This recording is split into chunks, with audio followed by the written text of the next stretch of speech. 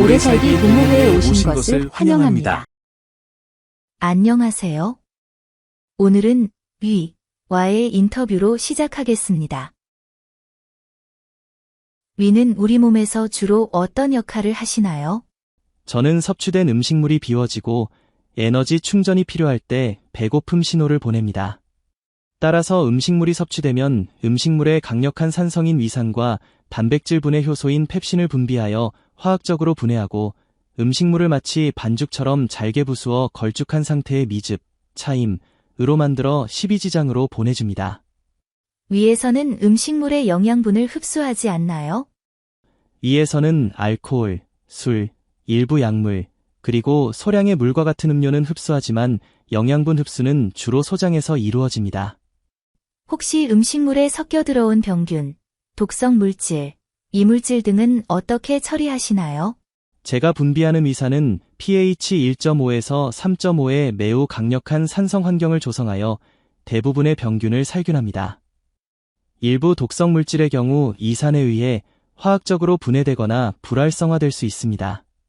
저로서 감당이 안 되는 양이거나 처리가 불가능한 이물질이 들어오면 메스꺼움 반응을 일으켜 구토하게 합니다. 구토로 완전히 제거가 안 된 독성 물질이거나 이의 살균력을 무력화시키는 병균은 그대로 위의 남아위를 손상시키고 흡수되어 전신에 퍼져 생명을 위협할 수도 있습니다.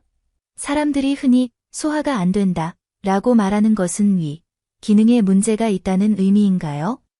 음식을 섭취하면 우리 몸은 매우 복잡하고 정교한 소화 과정을 거칩니다. 입에서는 음식물을 충분히 씹고 침과 잘 섞어 식도로 넘겨주면 식도는 연동운동이라는 수축과 이완을 반복하여 음식물을 위로 운반합니다. 이에서는 음식물을 소화하기 쉬운 형태로 만들어 십이지장으로 보내고 십이지장에서는 췌장액과 담낭액이 혼합되어 소장으로 이동합니다. 소장에서는 대부분의 영양소가 흡수되고 남은 찌꺼기는 대장으로 보내져 수분이 흡수된 후 체외로 배설됩니다.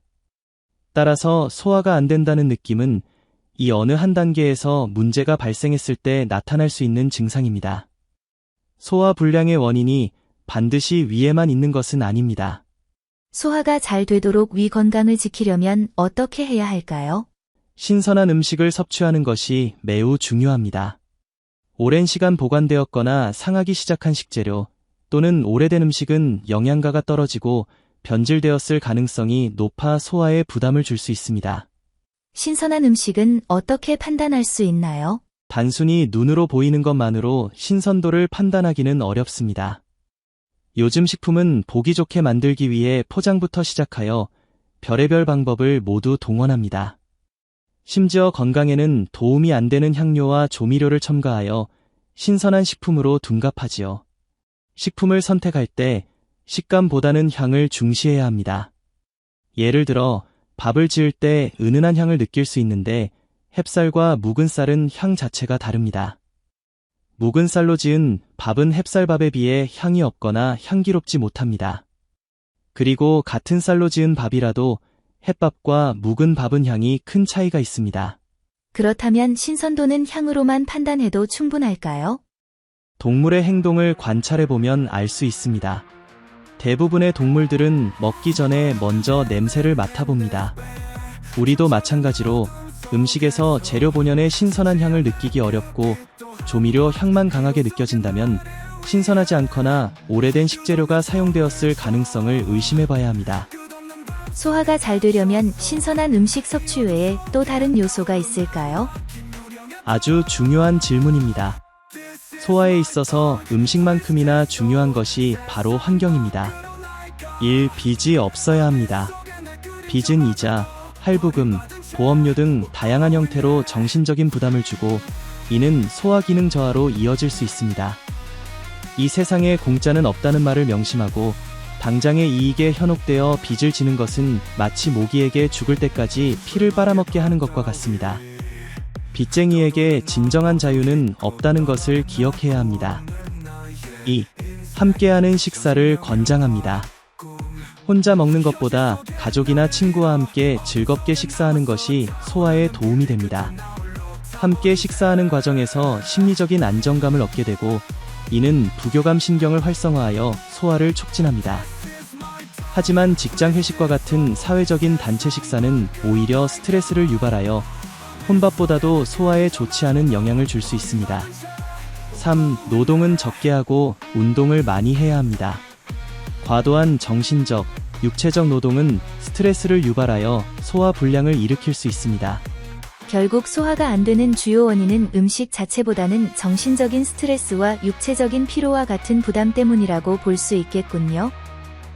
네, 그렇습니다. 우리는 흔히 기가 막혀 죽는다 는 말을 단순한 비유적 표현으로 생각하지만 황제내경의 가르침을 통해 보면 그것이 실제로 우리 몸에서 일어날 수 있는 상황임을 깨달아야 합니다. 결국 정신적 스트레스와 육체적 피로는 우리 몸의 에너지 흐름을 방해하여 소화 기능에 직접적인 영향을 미치는 주요 원인이 될 수 있다는 것을 황제내경은 강조하고 있습니다.